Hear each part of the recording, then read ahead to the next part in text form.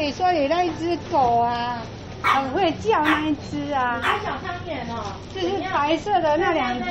有一只很会叫。他们是母子吗？不是鸟，他们是分开买的鸟。对啊，我那时候买，他们那个为什么会叫出来呢？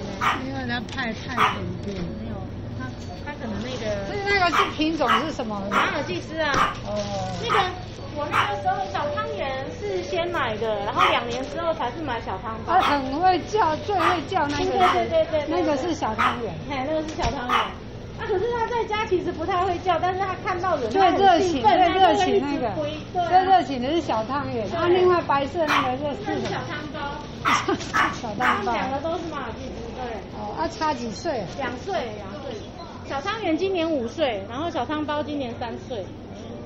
我家黑贵宾都17了。